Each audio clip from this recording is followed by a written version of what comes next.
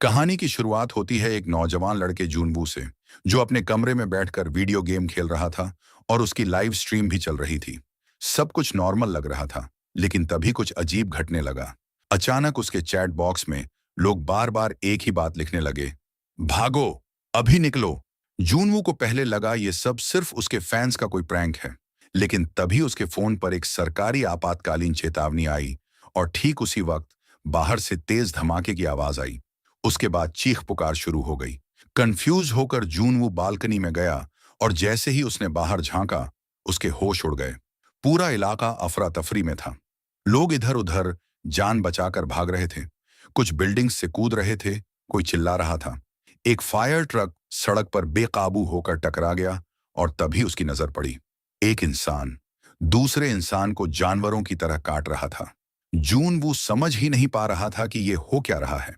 तभी एक माँ अपनी छोटी बच्ची को बचाने के लिए हाथ में चाकू लेकर भागी, लेकिन जैसे ही उसने बेटी को पकड़ा, उसकी वही बेटी अचानक उस पर टूट पड़ी और उसे ही काटने लगी।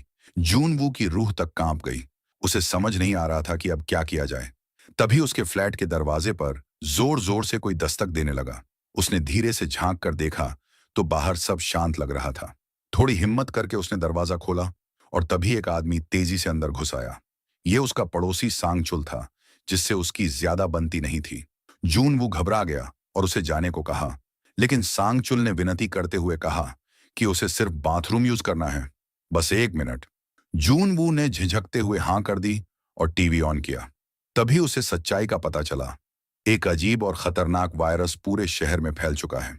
यह वायरस इंसानों को खतरनाक झोंबी जैसा बना देता है और अगर कोई किसी को काट ले तो वह भी वैसा ही बन जाता है।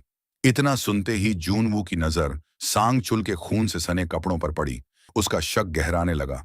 वह तुरंत एक चाकू उठा लाया और चिल्लाया, बाहर निकलो। सांगचुल बार बार कह रहा था कि वह ठीक है, लेकिन अचानक उसकी आंखें लाल हो गईं और उसका चेहरा बदलने लगा। वह झोंबी में बदल रहा था। गुस्से और डर में जूनवू ने पूरी ताकत लगाकर उसे बाहर धक्का दे दिया और फौरन दरवाजा बंद कर लिया। लेकिन अभी वह चैन की सांस भी नहीं ले पाया था कि एक और नई मुसीबत आ गई। उसके शोर की वजह से आसपास के झोंबी सतर्क हो गए थे और बाहर खड़ा सांगचुल, जो अब पूरी तरह से झोंबी बन चुका था, उसे एक और झोंबी ने आकर बेरहमी से मार डाला। जूनवू की हालत अब पूरी तरह बिगड़ने लगी थी। आंखों के सामने जो कुछ उसने देखा वो किसी डरावने सपने से कम नहीं था।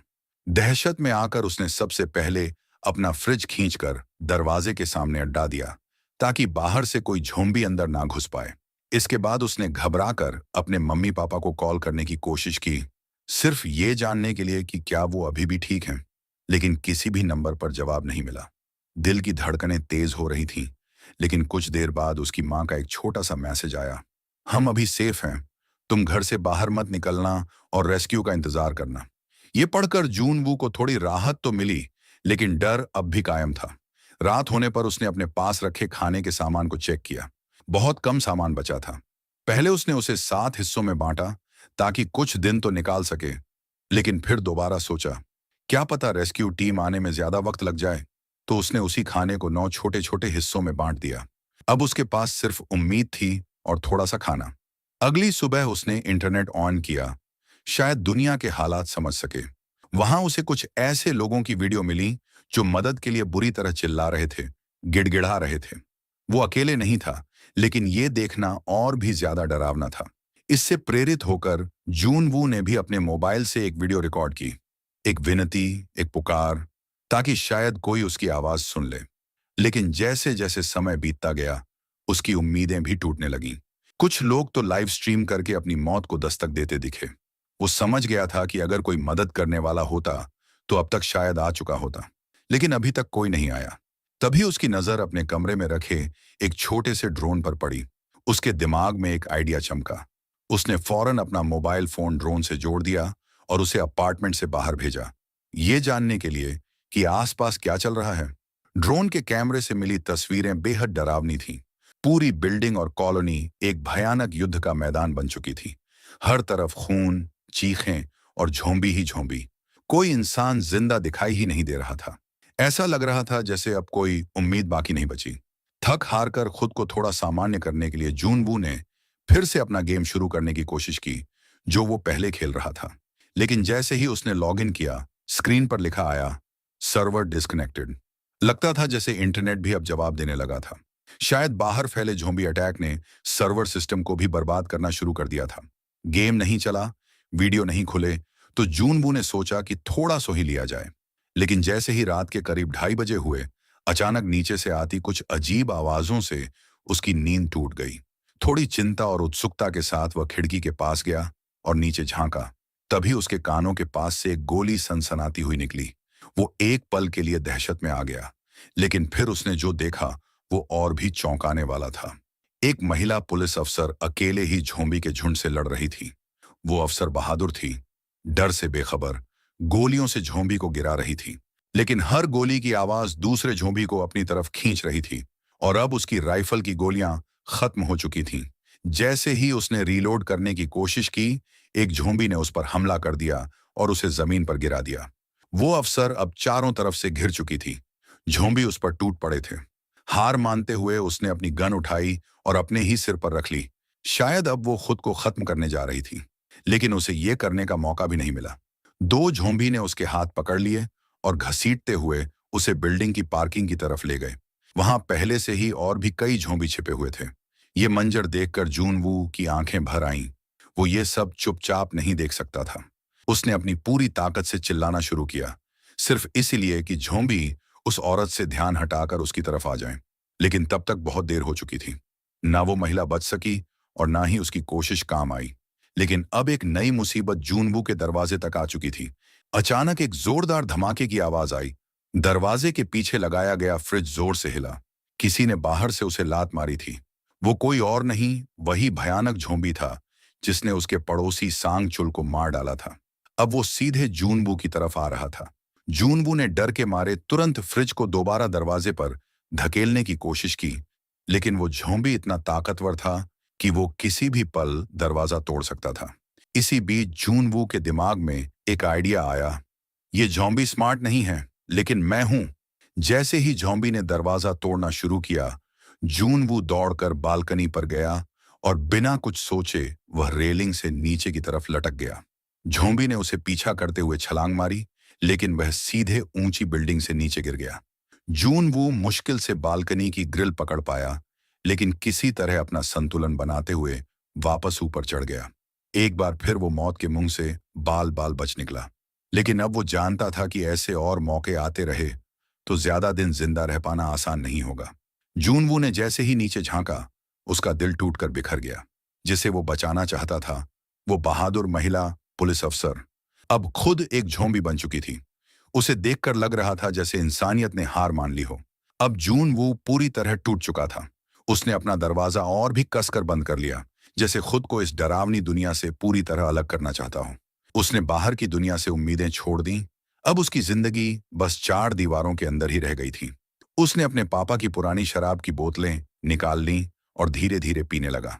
भूख लगी तो इंस्टेंट नूडल्स खा लिए, थक गया तो सो गया, और जब मन टूटता तो चुपचाप रो लिया। एक अजीब सा सन्नाटा उसके जीवन का हिस्सा बन चुका था। लेकिन यह सन्नाटा ज्यादा दिन नहीं टिक सका। धीरे धीरे उसके पास खाने पीने का सामान भी खत्म होने लगा। अब हालात बद से बदतर हो चुके थे। उसे लगने लगा कि अब उसका अंत निकट है। लेकिन तभी किस्मत ने एक आखिरी बार दस्तक दी।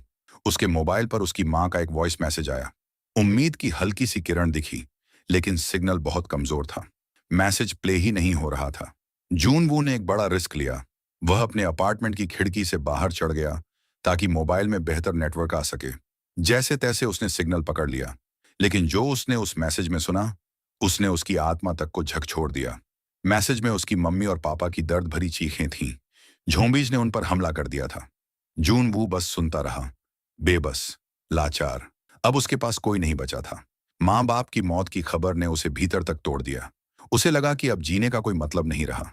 लेकिन उसने हार मानने की बजाय अपने भीतर का दर्द बाहर निकालने का फैसला किया। वह गुस्से और गम से भरा हुआ था। उसने दरवाजा खोला और सामने दिखे ज़ॉम्बी पर हमला कर दिया। जानबूझकर बहुत शोर मचाया ताकि और ज़ॉम्बी उसकी तरफ आकर्षित हो जाएं। लेकिन जब कोई रिएक्शन नहीं आया तो उसने डरते डरते एक कदम बाहर रखा। जैसे ही वह बाहर निकला, सामने से ज़ॉम्बी का एक बड़ा झुंड उसकी तरफ दौड़ता हुआ आ गया। जूनवू तैयार तो था, लेकिन अंदर से बेहद डरा हुआ।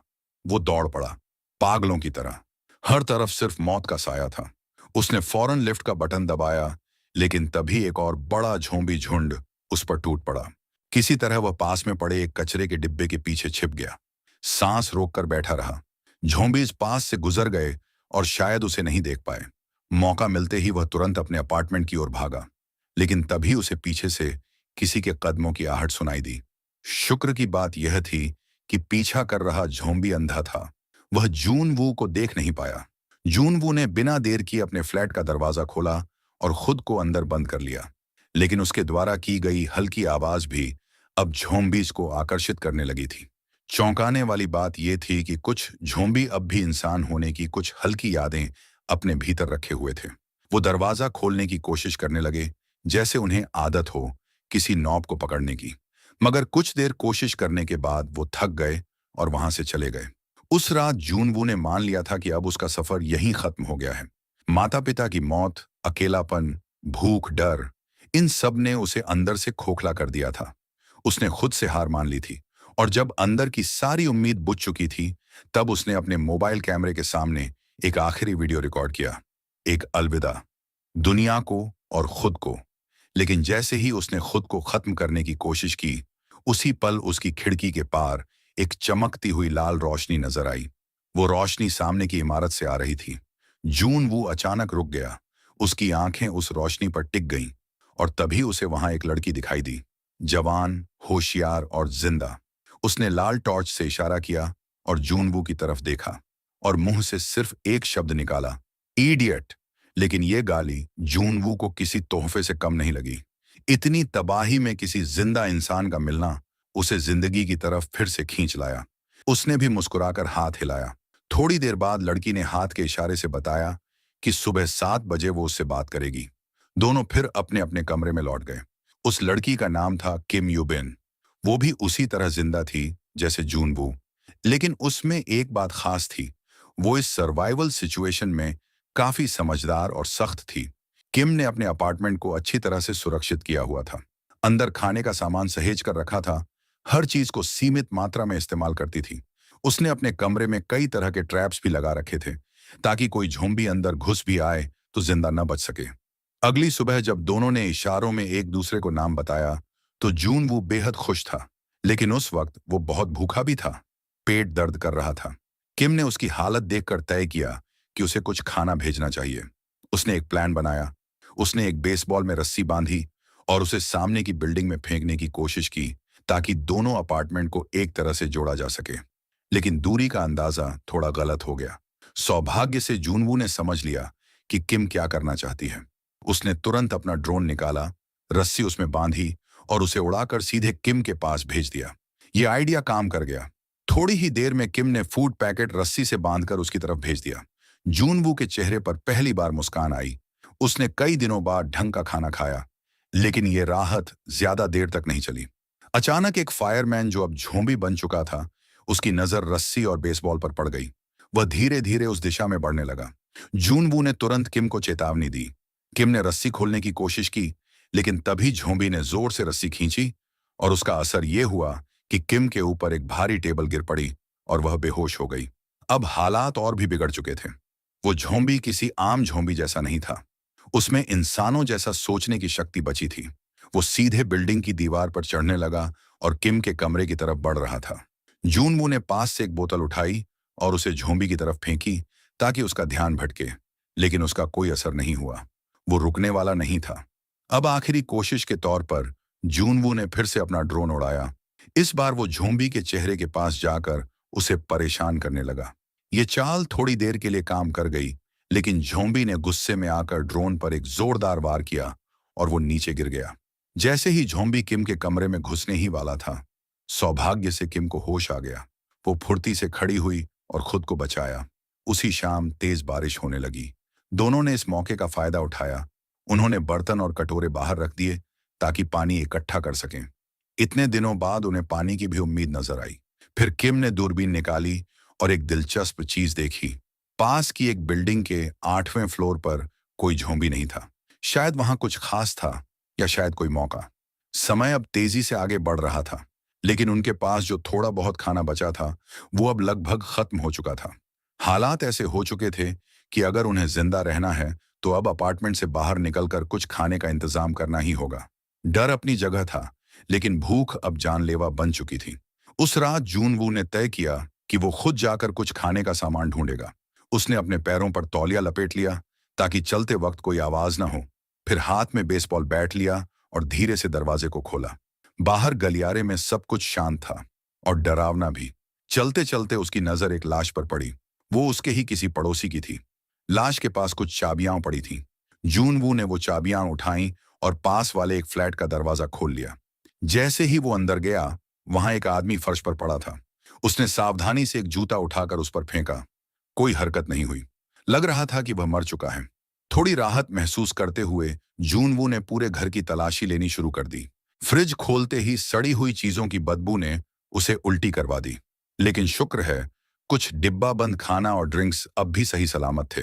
उसने उन्हें पैक किया और वापसी की तैयारी की।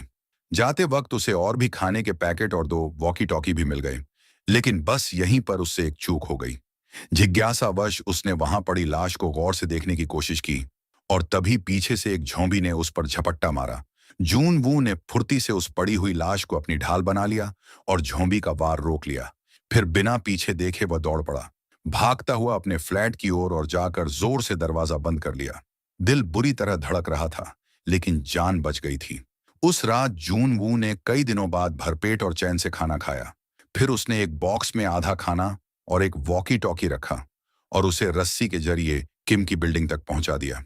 अगली सुबह वॉकी टॉकी पर किम की मीठी सी आवाज सुनाई दी। शुक्रिया कहा। जून वू के लिए ये एक इमोशनल पल था। इतने दिनों बाद किसी इंसानी आवाज को सुनना जैसे फिर से उम्मीद लौट आई हो। अब दोनों हर दिन वॉकी टॉकी पर बातें करने लगे। उनकी ये दोस्ती इस बर्बाद हो चुकी दुनिया में एक नई रोशनी बन गई थी। बातों बातों में वो हंसते भी थे और डरते भी, लेकिन एक दूसरे का साथ ही उन्हें मजबूत बनाए हुए था। इसी दौरान एक शाम जब वे आराम से बातें कर रहे थे, तभी उन्होंने एक अजीब सी आवाज सुनी, जैसे बाहर बारिश हो रही हो। जून वो खिड़की की ओर दौड़ा, पानी इकट्ठा करने की उम्मीद में। लेकिन जैसे ही उसने खिड़की खोली, उसके चेहरे का रंग उड़ गया। वो कोई बारिश नहीं थी, वो तो झोंबीस के दौड़ते कदमों की गूंज थी। पता नहीं क्यों, लेकिन इस बार सारे झोंबी एक साथ पागल हो चुके थे और इमारतों की तरफ दौड़ रहे थे। जून वू और किम दोनों तुरंत जमीन पर लेट गए। अब एक हल्की सी भी आवाज उनकी मौत बन सकती थी। किम ने अपने पास रखा एक एक्स उठाया, लेकिन गलती से उसके हाथ से एक शेल्फ टकरा गया और वह जोर से गिर गया।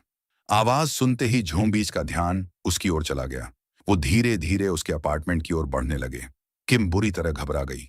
दरवाजे के पास कदमों की आहट सुनाई देने लगी। तभी जून वू ने तुरंत वॉकी टॉकी पर उससे उसका अपार्टमेंट नंबर पूछा। जैसे ही झोंबी उसके दरवाजे तक पहुंचे, ठीक उसी समय पास वाले फ्लैट में एक मोबाइल की रिंगटोन बजने लगी। झोंबीज उस तरफ मुड़ गए, कंफ्यूज हो गए, और तभी सच्चाई सामने आई। जून वू ने बड़ी चालाकी से किम के पड़ोसी के मोबाइल नंबर पर कॉल किया था ताकि झोंबीज का ध्यान भटका सके। उसकी तेज सूझबूझ ने किम की जान बचा ली। अब हालात पूरी तरह हाथ से निकल चुके थे। जून वू और किम जिस फ्लोर पर रह रहे थे, वहां झोंबीज का कब्जा हो चुका था। ऊपर से उनका खाना भी लगभग खत्म हो गया था। अब यहां रहना सीधा मौत को गले लगाने जैसा था। दोनों ने मिलकर एक प्लान बनाया।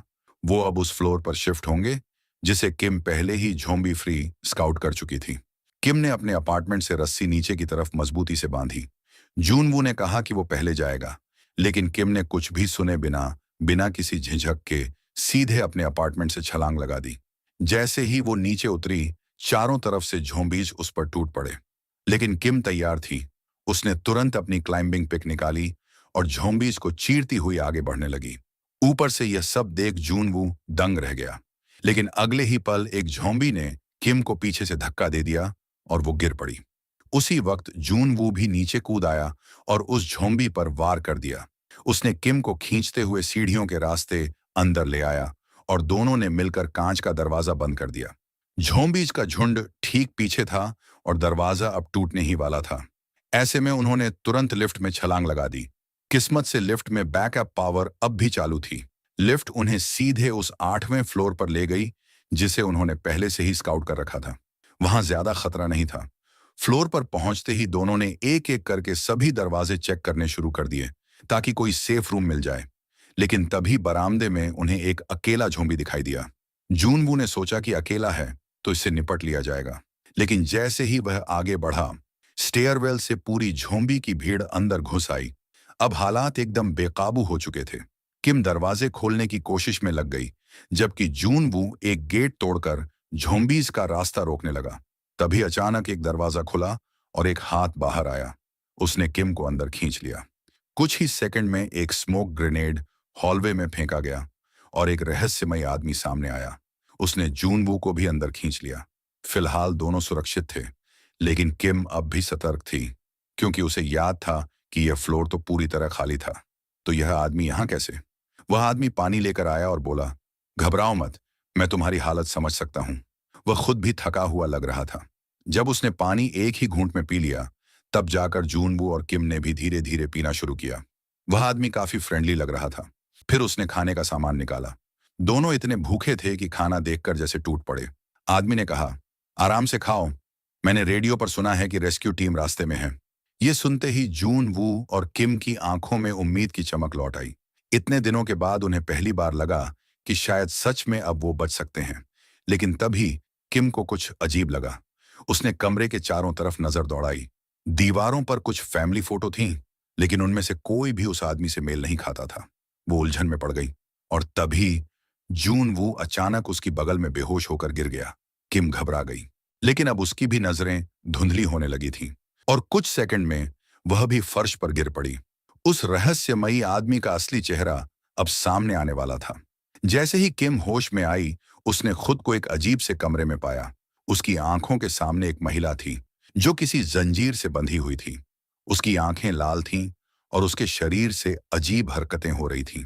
तभी उसे एहसास हुआ, ये कोई और नहीं, उस आदमी की पत्नी थी, लेकिन अब वो पूरी तरह ज़ॉम्बी बन चुकी थी।